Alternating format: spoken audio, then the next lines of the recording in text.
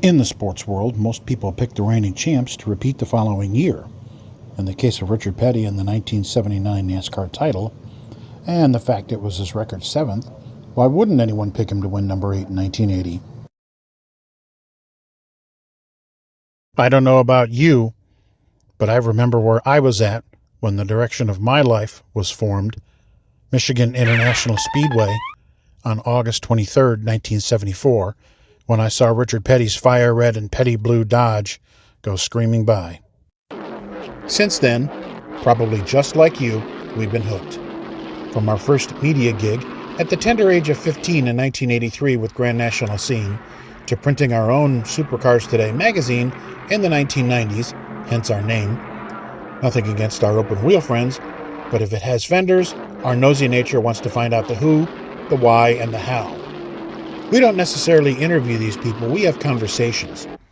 So please subscribe to our channel and hit that bell to be notified of new content every Tuesday at noon. Thanks for watching, and please like, comment on, and share these videos. Today on the program,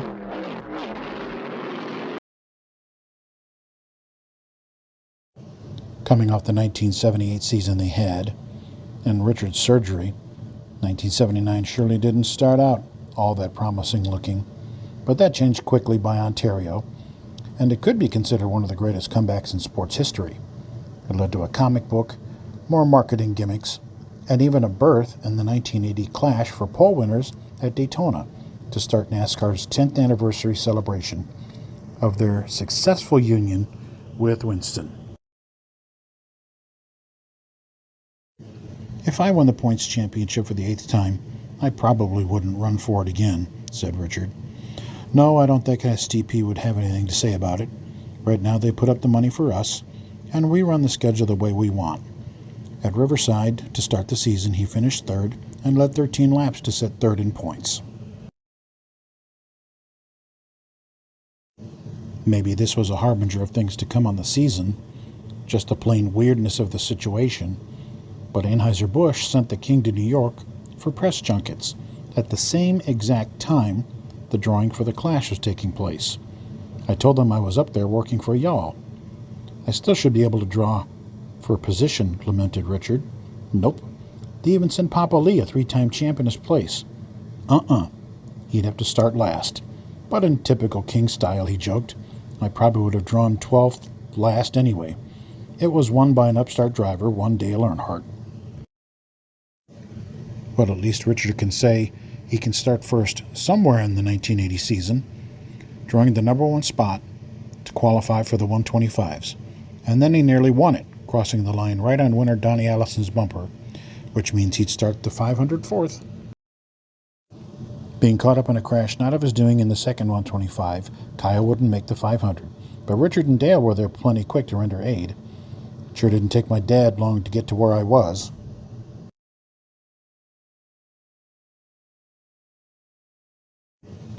Rolling off 4th for the 500, Richard Zoles was fast, and even caught the field 1 lap down on an early round of pit stops.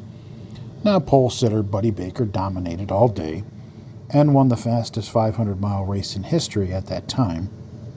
The King was in that lead draft the entire way, and in contention, and led 4 circuits early on. Unfortunately, on the next to last stop, Dale Inman had his foot run over by Neil Bonnet while changing tires, and then trying to avoid other cars pitting, Richard slipped the clutch, heated it up, and it put them out of the race. Baker would win his only 500, and Richard wound up 25th, completing 157 laps. But the 43 team wasn't the only title contender to have 500 issues, as Cale Yarborough, Darrell Waltrip, and Dale Earnhardt, who had just taken the point lead, all had problems that took them out of the running. Perhaps smiling because he was sitting 3rd in points, the King shares a laugh with Darrell and car owner Bud Moore.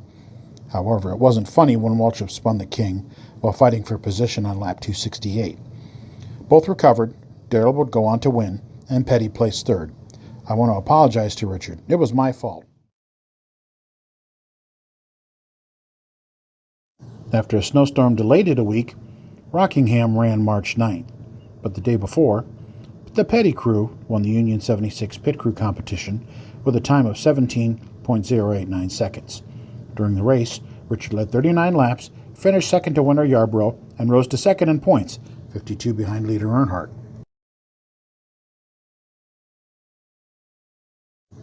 At Atlanta for race number 5, it was the debut of Kyle's Lollipop Gang, but it was also the first engine failure the King had in 55 events. Still, he led 3 laps to help in the points, but placed 33rd and fell to 4th in the standings as point leader Dale Earnhardt won.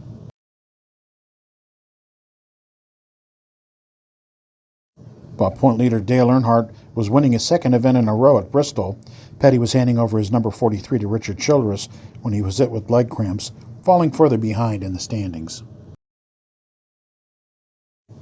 That didn't take long. Darlington, lap 1, crash, but not a Petty's doing. But not exactly a recipe for repeating as champ either, until the point leader drops out and finishes 29th, and you soldier on to 9th. Richard was now only 144 back.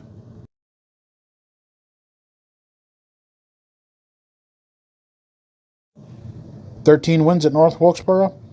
Why not go for 14? 327 laps led of 400 later, mission accomplished. It's good to get that first one under your belt," said the king of Win 191. "Things haven't been going well for us this year." The only trouble he seemed to have was Bobby Allison and Waltrip, who didn't seem to want to heed the move over flag for lap down cars. I did bump Bobby once to get him to move over. Oh yeah, and Kyle, who triggered 3 cautions, on his way to 8th. "If he'd have stayed out of trouble, he'd have probably finished 4th or 5th, said Dad. With Earnhardt placing 6th, the king was now only 109 back. Back in 1980, NASCAR had 3 legs to the point title, and at the end of Talladega, Earnhardt took that $10,000 prize of the first leg after losing by inches at the checkers to Buddy Baker while Richard blew up. By the way, Dale was in the engine bay here, wasn't he? Anyhow, Richard didn't lead, placed 31st, and was now 168 behind, but still 3rd. After that Charlotte race, Earnhardt's crew chief, Jake Elder, left. Imploding? Oh boy. 3 DNFs in 10 races. Gonna have to do better than that if you want to defend your title. Well, the crew stepped up. The King led 96 of 420 laps, and they won at Nashville.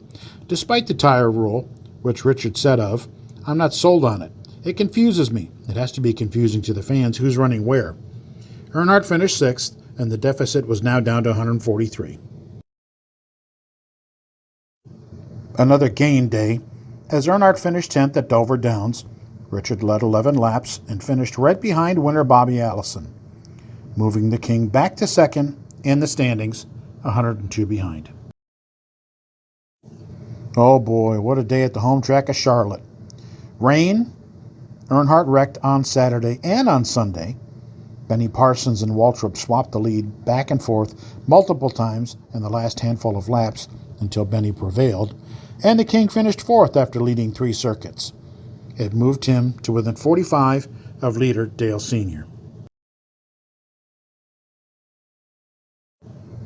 The 2-race swing took the circuit to Texas as, car owner Bud Moore escaped the dreaded Dale Inman elbow lock. Cale won, and again the King finished 2nd, despite no laps led. Earnhardt placed 9th, and Richard was a mere 18 behind. For the first time since Talladega, point leader Earnhardt placed in front of Richard, 5th to the King's 8th at Riverside. Waltrip won, and now Petty was 36 back. In a 31-race schedule, would the 16th race be Midway? We guess. Anyway, Richard gained another top 5, finishing 5th at Michigan, while Earnhardt ran 12th, shrinking the lead to 13, when Kyle had his best finish in 7th, 1 lap down. As Lou Brown in Major League said, "It's starting to come together."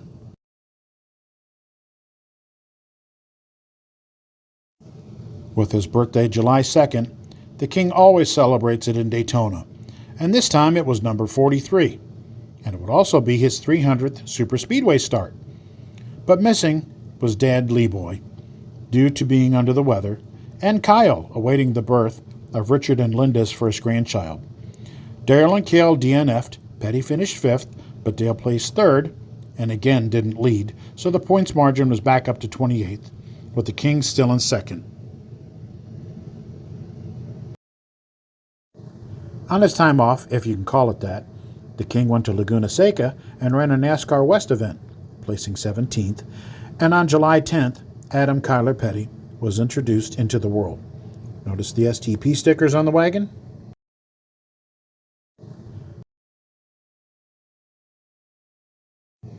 Back to the Music City, and another 5th for the King, but at least he brought the drought to an end by leading 17 laps. However, Earnhardt won, and for the 3rd race in a row, the point lead grew, but ever so slightly.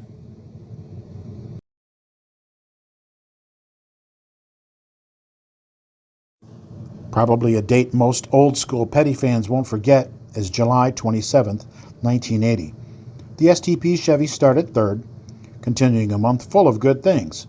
Richard had already led, but on lap 57 had just passed for the top spot again.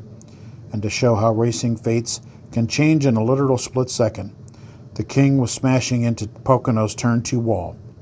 He reportedly radioed crew chief Dale Inman and said, "I think I broke my neck." Is this the point where it all began to unravel? Ironically, point leader Dale Earnhardt crashed in the same turn the year before, but he sat out 4 races.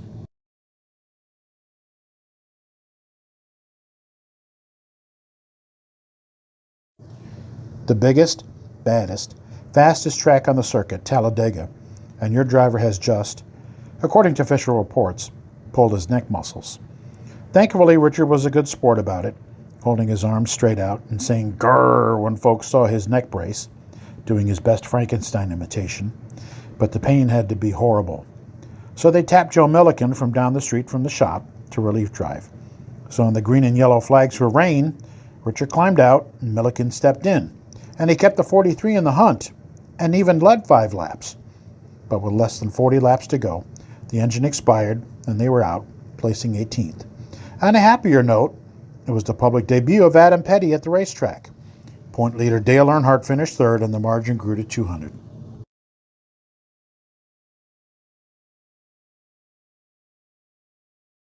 "I probably should have let Joe take over. My neck is killing me," explained the King. But he'd just driven to a 5th place finish at Michigan. Earnhardt DNF'd, so his lead was back down to 103, with Richard in 3rd behind Cale Yarborough. Was there a chance? They came back from a bigger margin to win it all in 1979. Well, not if Yarborough had something to say about it, who won Bristol. Earnhardt finished 2nd, and with relief help from Joe, Richard finished 4th, even leading 10 laps.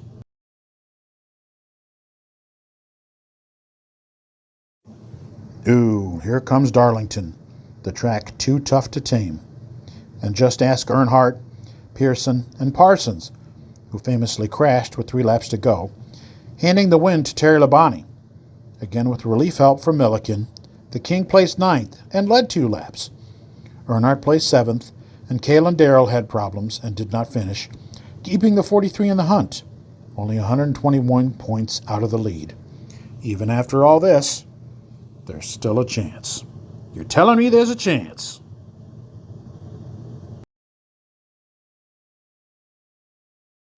Bobby Allison won race number 24 at Richmond, but the King was the story, who finished 2nd right on Allison's tailpipe.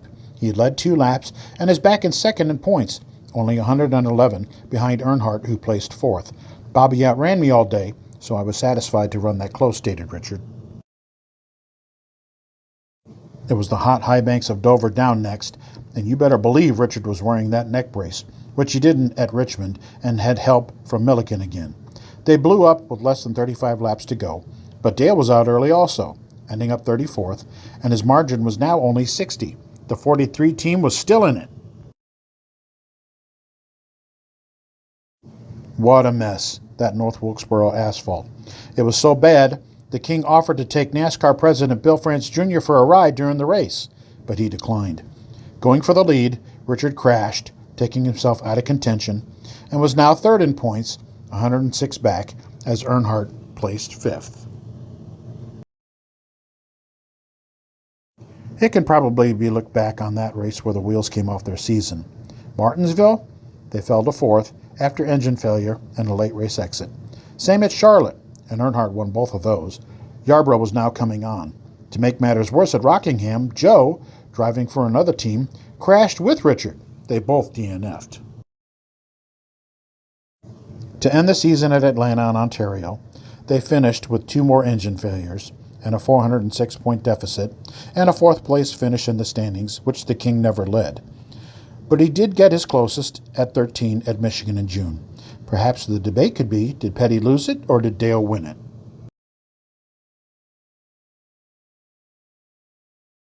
The year did end on a good note, as Richard, Kyle, and the team secured sponsorship from STP for a lifetime, or, 25 years, and then Richard went out and won the pole and the race at Phoenix, a NASCAR West race.